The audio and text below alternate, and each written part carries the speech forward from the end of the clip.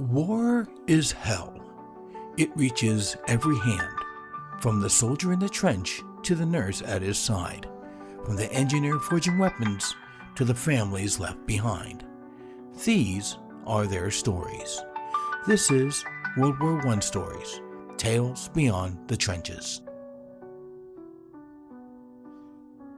Today's episode, The Price We Pay.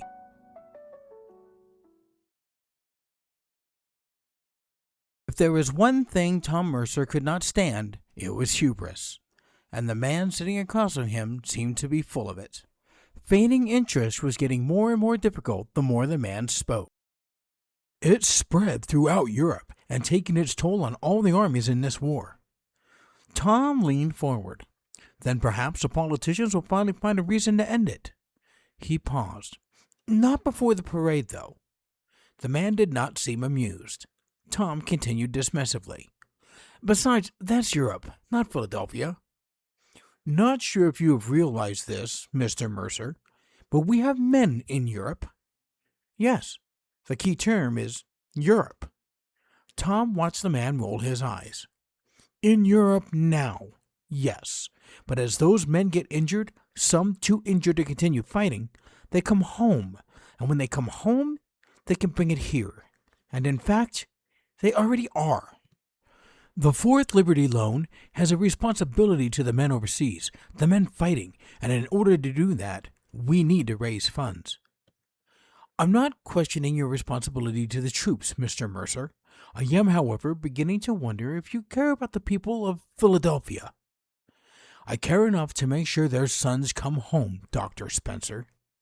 He hated that he had to entertain this man in his thoughts. He had work to do, funds to raise, and a parade to plan. What about your son, Mr. Mercer? Do you want him to come home? Tom let out a laugh. Of course I do. Even if he brings the influenza with him? The smile disappeared from Tom's face. I don't see what my son has to do with this. He has everything to do with this. Your son is in France. So are thousands of other sons. They sleep in cramped quarters side by side. They eat together. They travel together. And when some of them come home, they bring more than just their uniforms with them. Tom sat back in his chair. Are you telling me my son is sick? No. Then leave him out of this. Spencer stared at him for a moment. You brought him into it. I did no such thing. You said you were doing this to make sure their sons come home. Tom could feel his patience slipping away. And I am. Spencer leaned forward. Then you need to understand what may come home with them. Tom looked toward the papers spread across his desk. Parade routes, lists of speakers, bands, military units. Every page represented weeks of work. You said they already brought it here. Yes. Where? Boston, New York, the naval facilities here in Philadelphia. It's already spreading. Tom looked back at him. And yet, the city is still standing. For now. There it was again. That certainty. Tom shook his head. You come into my office, tell me a disease is going to sweep across Philadelphia, and expect me to simply take your word for it? No. Good. I expect you to look at what's already happening. Spencer reached down beside his chair and lifted a folder onto his lap. Tom watched him open it. There are men sick right now. More will be sick tomorrow. More the day after that. You do not have to take my word for anything.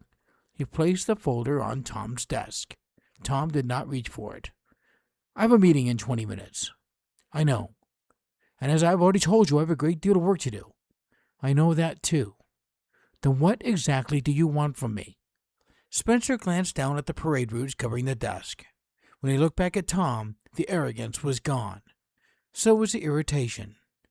For the first time since entering the office, the doctor looked afraid. The parade is why I'm here, Mr. Mercer. Honey, you haven't touched your pork, she said from across the table. Tom Mercer fiddled with his fork and shot a warm smile across the table at his wife of 25 years. He had met Judith in high school, and they had married soon after. Not long after that, she had given birth to their only son, Kevin, who was currently overseas in France, fighting the Huns. "Something is troubling you. What's on your mind?" she continued. She could always read him like a book. He knew this. Yet he often attempted to hide his thoughts and emotions.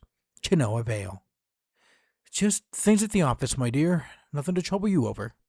She sat her fork down on her plate and cocked her head to the side and looked at him with a raised eyebrow. He set his fork down and sighed, finally relenting. "Okay, I got a visit today from a medical specialist." A look of panic crossed her face, and she butted in before he could continue. "Medical specialist? Are you okay? Are you sick?"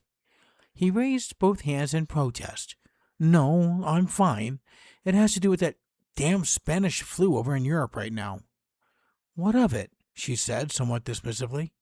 "He says it's come here, and even though he did not say it outright, he very strongly alluded to canceling the parade." "Canceling the parade? Why, that's preposterous," she added. "I made it very clear that Fort Liberty Loan was intent on holding the parade and raising funds." The Fourth Liberty Loan was the latest effort by the United States government to raise the staggering amount of money needed to fight a modern war. The idea was simple. The American people loaned their money to the government. In return, they received a bond and the promise that their money would one day be paid back with interest. The money, however, was needed now. An army had to be fed. Men had to be clothed. Rifles needed ammunition. Artillery needed shells. Wounded soldiers needed medicine. Ships had to cross the Atlantic, and everything the men overseas needed had to cross with them. The war consumed money almost as quickly as it consumed men. Taxes alone could not pay for it. So the government turned to the American people. Buy a bond. Loan your country your savings. Give what you could now so the boys in France had what they needed to come home later. To Tom, it was more than a slogan. His own son was one of those boys. Kevin was somewhere in France, and every rifle shipped overseas, every crate of ammunition unloaded at a port, and every medical bandage placed in an army hospital could mean the difference between his son coming home or never sitting at this table again. That was why the parade mattered. It was not a celebration. It was not entertainment. It was a call to arms for those who had remained behind. "Well, obviously, even if he did ask, you could not consider canceling the parade," she said after a moment of silence. "This parade is the largest project I've ever been given. Of course I cannot cancel it. Not only would there be less money for our boys overseas, but it may derail my career in the Treasury Department." "Your hands are tied. So why worry about what some medical expert says? And more importantly, why bring it home with you?" He smiled at her again. He knew that she hated when he brought his worries home with him, even though she was always there to be the voice of reason when it happened. "You're right. Let us enjoy this meal, and didn't you say you got a new book to read?" Their evenings were generally spent with the two of them sharing the duties of reading a new book out loud to each other. It was their favorite ritual and a wonderful way to end the day. Her face brightened. "I did. I finally got a hold of a copy of The Light in the Clearing by Irving Bachler." "That's that book that came out last year, yes?" he asked. Her smile widened. "Yes, a bestseller." "Well then, guess I better get to eating my pork." "Yes, you should." He picked up his fork and knife and began to cut a piece of the juicy meat. "Oh, before I forget, we've been invited to go to France. Actually, I was invited. However, they're allowing me to bring a +1. "France?" she said excitedly. "And you wish to take me, not one of your other amazing women?" "No, this time I shall take you." She threw her napkin at him, and they both shared a laugh at the joke. "We leave the day after the parade." Her smile froze. "The day after?" "Yes, 2 weeks from now." He had slept fitfully the night before. He had been filled with excitement and pride over the success of the parade, as well as anticipation for this journey to France. Now, standing at the bottom of the gangway, Judith's arm in his, Tom Mercer looked up at the large ship that would traverse the Atlantic Ocean. Hopefully, avoiding German U-boats, he had not told Judith about that danger. In his mind, some secrets were okay to have. When they reached the top, he showed the man his tickets and was given directions to their cabin. Even with directions, it took them a half an hour to find it. 4 hours later, they walked hand in hand through the hallways of the ship until they found a stairwell that would take them to the promenade deck. They wanted to enjoy watching the ship leave the dock. Furthermore, they wanted to look on as the country they loved disappeared in the distance. As the land grew smaller in the distance and the sun began to set, it was time to go back to their cabin and change for dinner. So they did. The first-class dining hall on the ship was one of the largest rooms he had ever seen, and they had once gone to the White House. "This dining room is marvelous," Judith exclaimed, as they waited in line for the maitre d' to show them to their assigned table. He smiled at her. "And apparently the food is first-rate also. Can you imagine what this would have cost us?" He chuckled. "You mean if the government was not paying for it?" "Well, yes. We could never afford 2 first-class tickets to France, although I'm sure the tickets are a little less expensive during wartime," he added.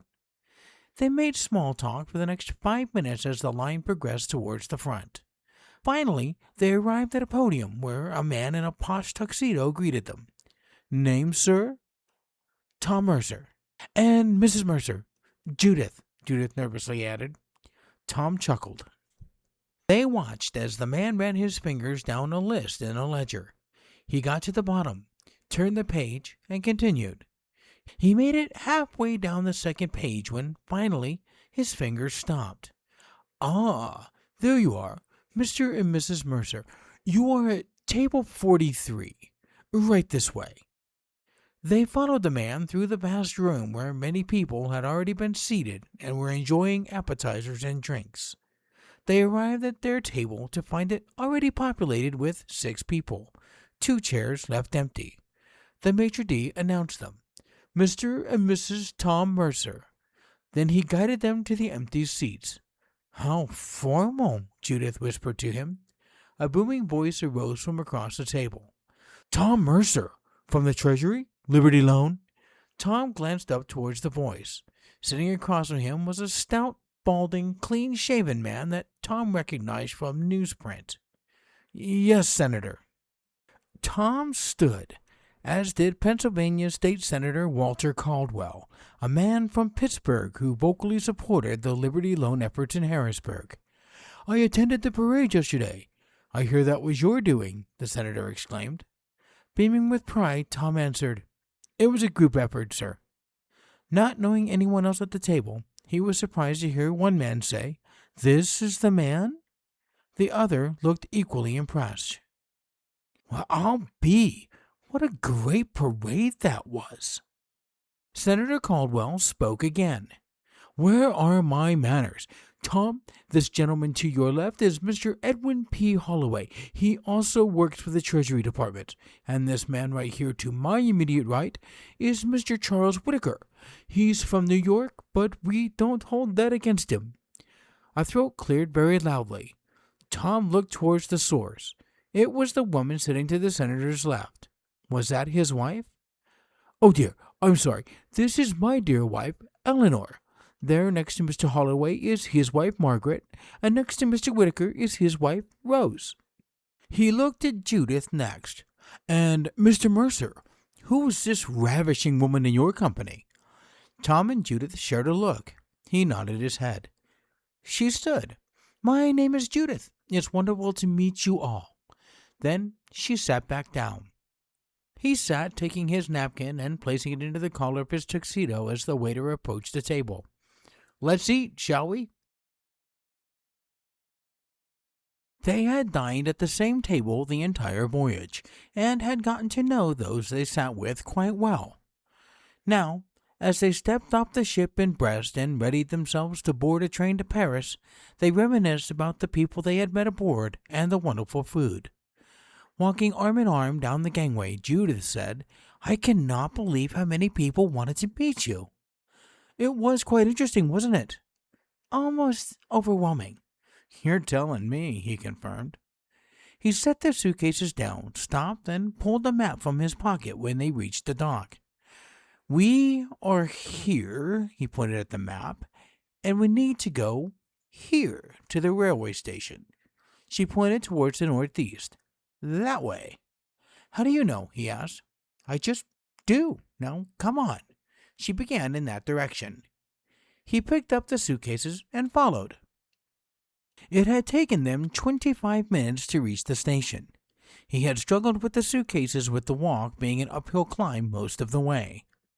Along the way, he noticed many people wearing cloth masks over their mouths and noses. They seemed to be actively avoiding anyone who was not wearing one. He and Judith had both found that very odd. When they presented their tickets, they were offered masks by the man behind the ticket counter. Looking around the station, Tom saw more of the same. About half of the people wore one, and half did not, and the two groups actively avoided each other.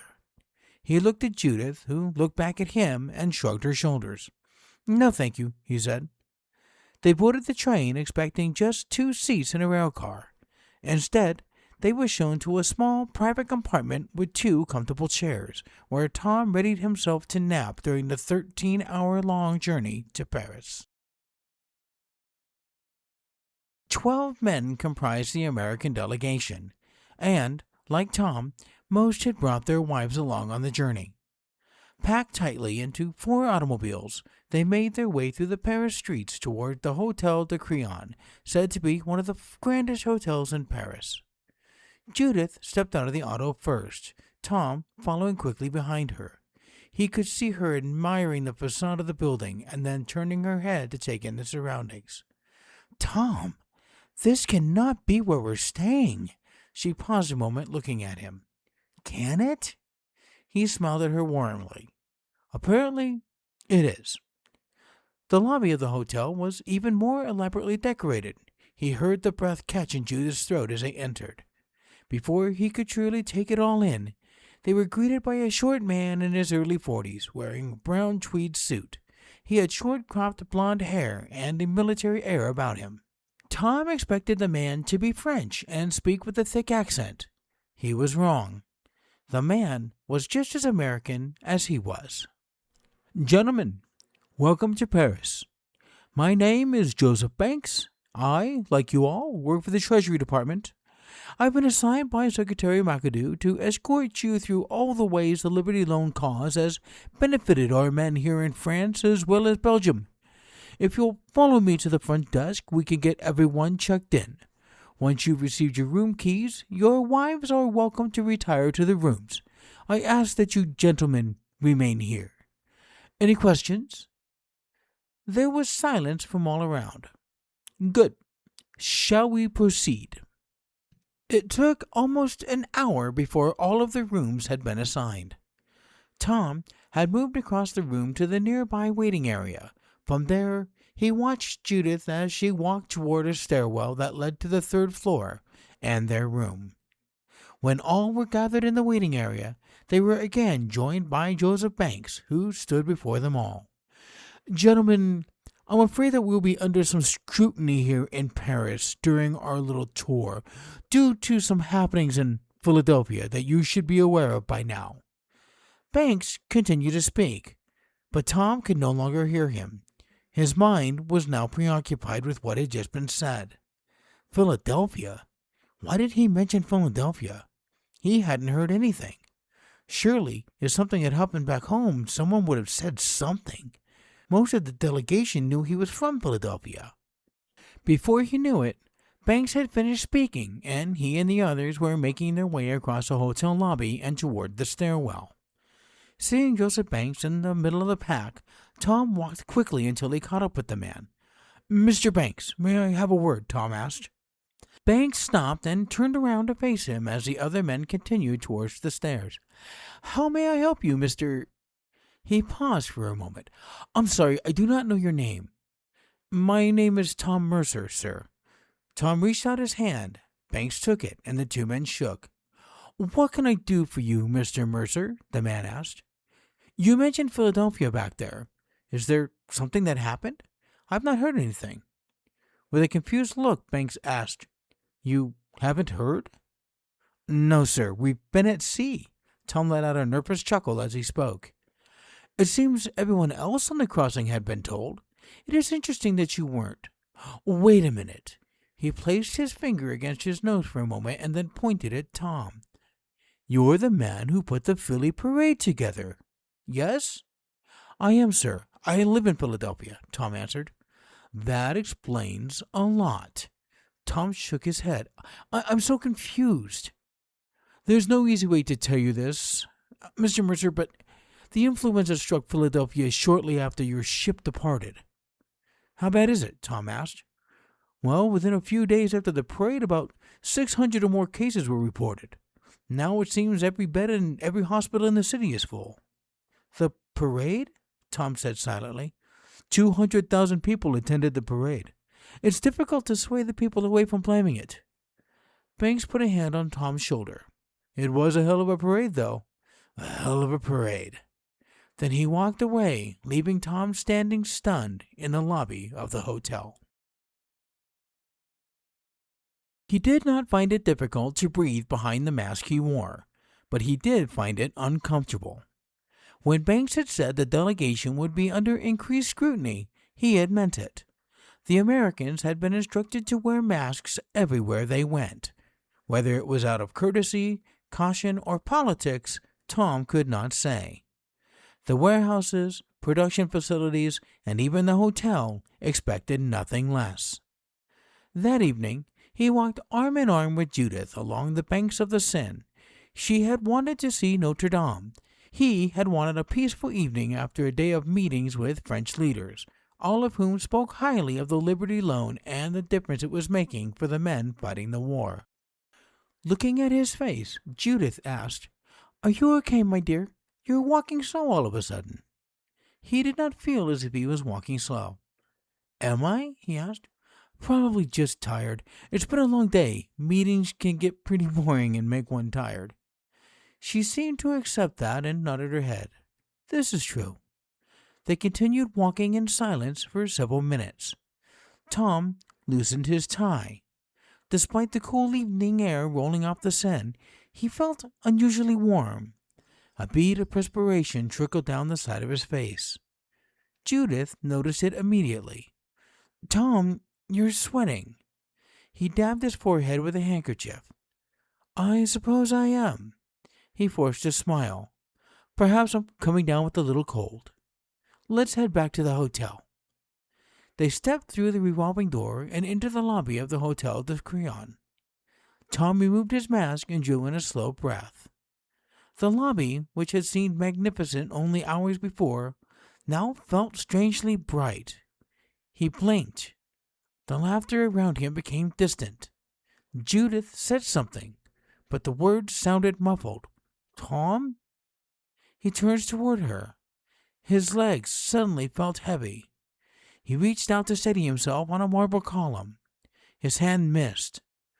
The last thing he saw was Judith lunging towards him as the polished marble floor rushed up to meet him. Tom Mercer slowly opened his eyes. He did not recognize the ceiling above him. It most certainly was not the ceiling at the Hotel de Crillon. He rubbed his eyes in an attempt to clear his vision. Where was he? He tried to sit up a bit, but felt a soreness in his abdomen. He lay back down. Glancing around the room, he saw clean, white walls with tall windows that filled the room with sunlight. Along each wall were beds, each bed adorned with the same white sheet and blanket he had. He was in a hospital. He heard the soft clicking of shoes as a nurse walked down the center of the room, glancing from bed to bed. She looked at him, and even though she wore a mask, he could see the smile in her eyes. "Mr. Mercer! Nice to see you come around. How are you feeling?" Confused and groggy, he asked, "What happened? Why am I here?" Then a familiar voice. "He's awake?" It was Judith. He watched as she came into his frame of vision and quickly laid a kiss onto his forehead. He felt a tear drop from her cheek and onto his. Then she sat into a chair that was next to his bed. He looked towards her and heard the man in the bed next to him let out a cough and then began to talk in his sleep. The voice, it was familiar. "Kevin?" he asked. Judith, still seated, bent towards him. "Yes, Kevin is here next to you. You both caught that damn flu." He attempted to sit up again and this time forced himself into a seated position where he could clearly see his son. Kevin lay there, eyes closed, his chest slowly rising and falling with each breath he took. Now, Tom felt a tear in his own eye. "Kevin," he said quietly. He felt Judith take his hand and squeeze gently. "He's resting," she said. "You should too." "How long have I been here?" he asked. The nurse answered. 2 weeks. Now lie down. I have others to tend to. I'll check on you again later." He did as he was told, and the nurse walked away. He still felt tired, so he began to close his eyes. He looked at Judith as he did so. She was leaning back in the chair doing the same. She must be tired too. All of this waiting takes a toll, I guess, he thought to himself. Then sleep took him. When he came to again, there was no light coming through the windows. Small electric lights buzzed throughout the room. He looked over to see Kevin sitting up. He was reading a book. "Kevin," he said weakly. "I'm here, Father." Hearing the voice of his son speak to him filled his heart and head with unbridled excitement. "Weird meeting this way, huh?" He heard Kevin giggle. "Yes, Pop, it sure is." The chair between them sat empty. "Where is your mother?" he asked his son. "Not sure. Maybe she went back to the hotel for some rest." The two continued to talk in hushed tones for the next 15 minutes. They did not wish to disturb the others in the ward. Kevin talked of the war, the fighting he had seen, the immense sizes of the trench systems, and his utter elation of being able to wear clean, dry socks while he was in a hospital. Tom spoke of the parade, the voyage across the Atlantic, the warehouses that Liberty Loan helped furnish, and of things back home. They heard a door open and the soft clicking of shoes moving through the room. They continued to speak quietly as she approached. She was a slender girl. Tom figured she must have been about 18 or 19 years old. She wore a large smile and spoke to the patients in the room in French or English with a heavy accent. She reached their beds, still smiling. There was a kindness in her dark eyes. She opened her mouth to speak, but stopped. Her eyes shifted towards the empty chair between the beds, then towards the floor beneath it. Her smile vanished. "Doctor!" She dropped to her knees. "Doctor! I need a doctor in here now!" She reached down between their beds. "Ma'am, can you hear me?" With those 5 words, Tom knew.